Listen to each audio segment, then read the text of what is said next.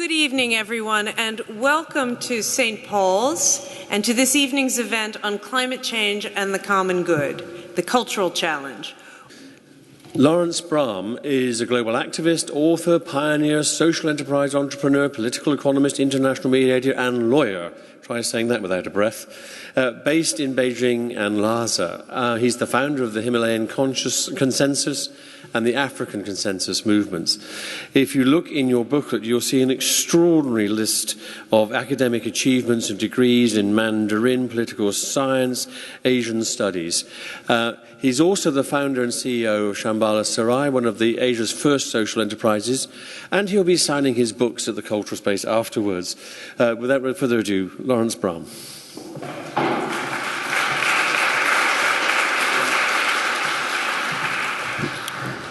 This is a really good room in which to give a confession. And that's exactly what I'm going to do. Because as an international commercial lawyer in the 80s and 90s, I brought the following companies into China: ExxonMobil, Bayer Chemical, Kodak Chemicals, and Monsanto. From the point of view of an environmental activist, that gives me a criminal record.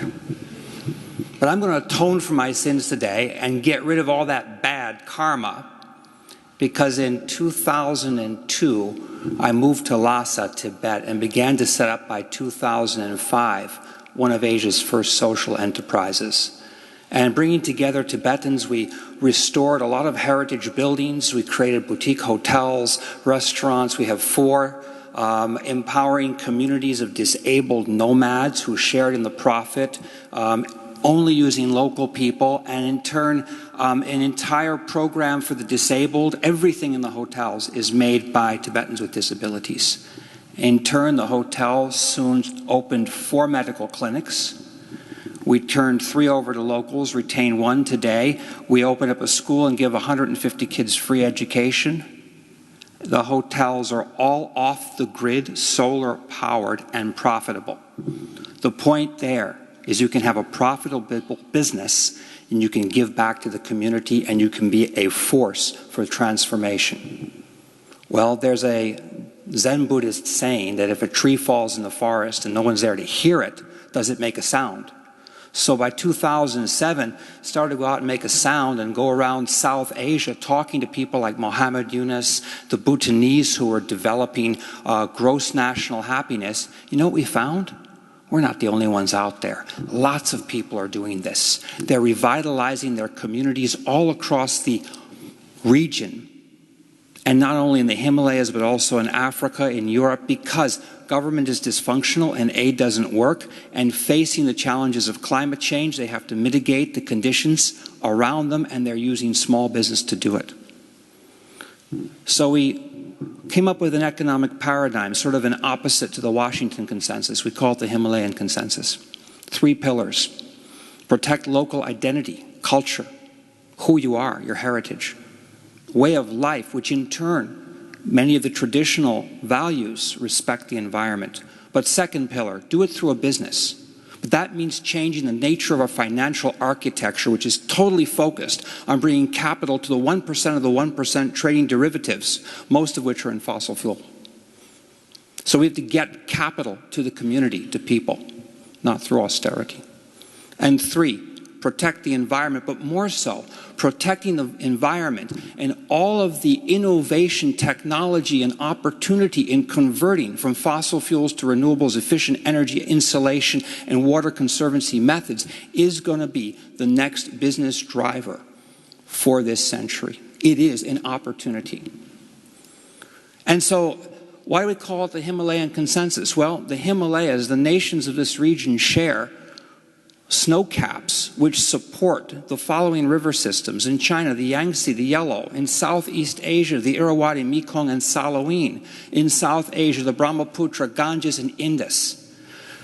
Those glaciers support 1/3 of humanity. So if those glaciers melt because of global warming, people are not going to have food and water to drink. There's going to be war. War over resources. Just about 2 months ago, I was in a working group with the Prime Minister of Bhutan and a room full of scientists. And he stood there and he says, the scientists are arguing over the glaciers and the climate change and what's going to happen. I don't want to hear the argument. My glaciers are missing. I don't have them anymore. What do I do? Give me an answer. And that brings me back to China, where I've spent much of my life. In the past 2 years, I've worked with the Chinese Ministry of Environmental Protection because China is the #1 emitter of carbon. 70% of China's energy is coal, enemy #1. The other side of the Himalayas is #3, India. #3 carbon emitter. And of course, the second is the United States, my country, where they don't believe that climate change exists, That's another issue. But we mapped out in China a set of answers, and it doesn't require 12 steps, it requires 3 big ones. And those 3 big ones are, first of all, changing the GDP model, what you just talked about.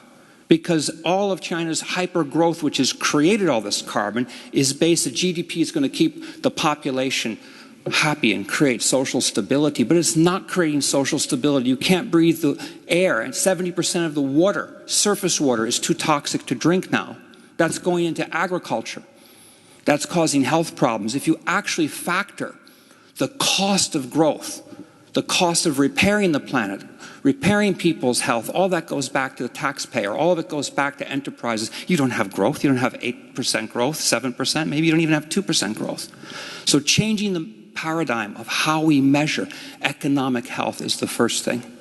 The second is infrastructure investment. If you're going to have fixed asset infrastructure investment from things like quantitative easing, which is putting all the money in the capital markets being traded on derivatives of fossil fuels, put it into the conversion of power systems from fossil fuels to renewable. The technology exists. It's all there. It exists here in Europe. Go from coal to renewable efficient energy and create jobs through that, jobs for PhDs, technical people, engineers, and blue collar. That can all be done. And the third is credit fiscal policy to drive businesses into doing the right things. We can have a concept of conscientious capital, but you need credit fiscal policy to drive businesses to go into efficient energy systems and to make those systems. And these ideas from far off in the Himalayas or China are also relevant in the United States, because I was just in California, where permaculture people are trying to come up with solutions at the grassroots, at the community level, for the water crisis, which is the same there. So Himalayan consensus, Sierra consensus, it's the same challenge, the same problem, it requires the same solutions. But to finish, I just want to say, if we're going to change the economics, we have to change the assumptions, which means changing the values. So I'd like to leave you with a story that comes from Tibet.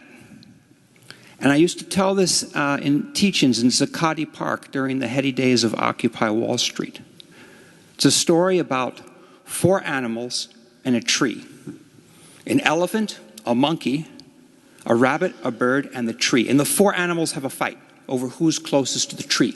And the elephant says, I'm closest because I bathe in the tree's shadow every day. And the monkey goes, no, I'm closest because I eat all the fruit every day. And the rabbit snickers and says, no, I nibble at the root of the tree, so I'm the closest. And the little bird says, no, I'm the one who's closest to the tree. And all the animals laugh. And the little bird explains, because it was me who brought the seed that planted the tree. This story reminds us of the economic theory of the interconnectivity of all things and the power of giving more than taking. And every kid in the Himalayas, even kids who have no education, know this story. The day they teach this story in the curriculum of Harvard Business School is the day we begin to have real change. Thank you very much.